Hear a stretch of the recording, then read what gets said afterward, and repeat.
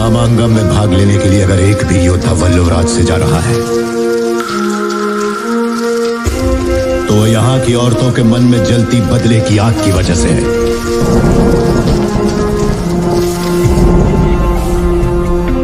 ऐसी ही वीरांगनाओं की कोख से मैंने और तुमने जन्म लिया है।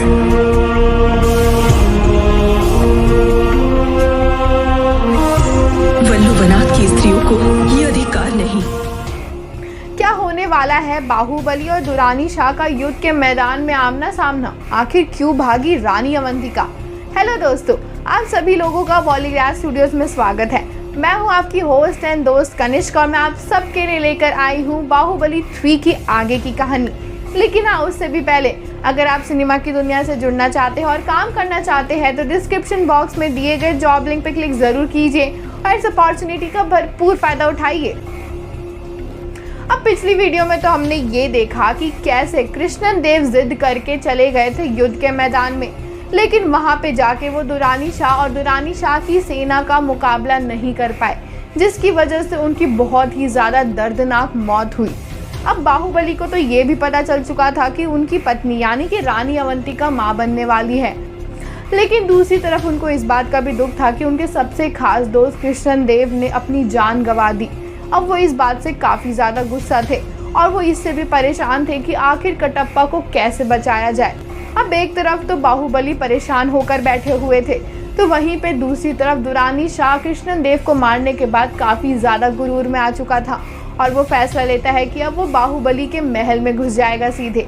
लेकिन बाहुबली को ये बात अच्छे से पता थी कि दुरानी शाह का दूसरा कदम यही होने वाला है, तो इससे पहले दुरानी शाह बाहुबली के महल में घुस पाता, बाहुबली फैसला लेते हैं कि वो खुद जाएंगे दुरानी शाह का सामना करने। अब जब बाहुबली युद्ध की तैयारी कर रहे थे तो उनके पास उनकी बीवी यानी कि रानी अवंतिका यानी तमन्ना आती है। वो उनको बोलती है, महाराज मुझे पूरा यकीन है कि आप सब कुछ ठीक कर देंगे और हम सब मिलकर आपका इंतज़ार करेंगे। आप जल्दी से दुरानी शाह को ख़त्म करके आइए। अब ये बातें सुनने के बाद बाहुबली को थोड़ा हौसला मिलता है और वो वहाँ से मुस्कुराकर चले जाते हैं।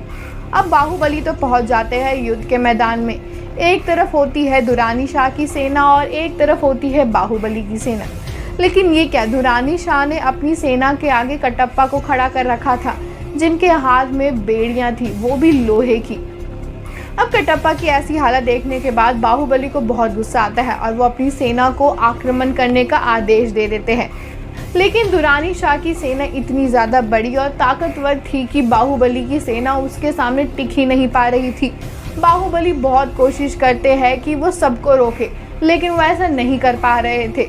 वो समझ चुके थे कि यहाँ पे हालात बिगड़ने वाले हैं, तो वो कटप्पा को बोलते हैं कि बाबा आप जल्दी से राजमहल जाइए और वहाँ की सुरक्षा को देखिए, हम यहाँ पर सब संभाल लेंगे। अब अपने महाराज की बात मानने के बाद कटप्पा निकल जाते हैं राजमहल की ओर और उनके पीछे पीछे दुरानी शाह भी चला जाता है। अब उनका पीछा करते करते दुरानी शाह महल में घुस जाता है और हर तरफ तबाही मचाने लगता है, जिस बात से सबको पता चल जाता है कि महल पे आक्रमण हो चुका है और ये बात रानी अवंतिका तक भी पहुंच जाती है। तो वो किसी भी हालत में अपने बच्चे को बचाना चाहती थी, तो वो किसी तरीके से छुपते छुपाते राजमहल से बाहर निकलने की कोशिश कर रही थी, लेकिन हर तरफ सिर्फ सैनिक ही सैनिक थे। अब एक तरफ तो दुरानी शाह घुस चुका है राजमहल में, तो वहीं पे दूसरी तरफ बाहुबली ने दुल्लू इनकोशी और कौंद को युद्ध के मैदान में ख़त्म कर दिया, जिसके बाद वो भी निकल गए दुरानी शाह के पीछे राजमहल की ओर। वहाँ पर जाके उन्होंने देखा कि उसके सैनिक हर तरफ तबाही मचा रहे थे। बाहुबली और दुरानी शाह के बीच में काफ़ी ज़्यादा भयंकर मुकाबला हुआ।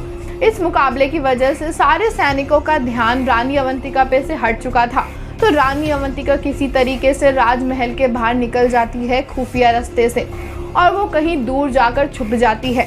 अब बाहुबली तो वैसे दुरानी शाह पे काफ़ी ज़्यादा हावी हो रहे थे, लेकिन ये क्या, जैसे ही दुरानी शाह आगे बढ़ने के लिए मुड़ता है वैसे ही बाहुबली अपनी सारी ताकत को जोड़ लेते हैं और वो खड़े हो जाते हैं और तलवार से दुरानी शाह का सर काट देते हैं।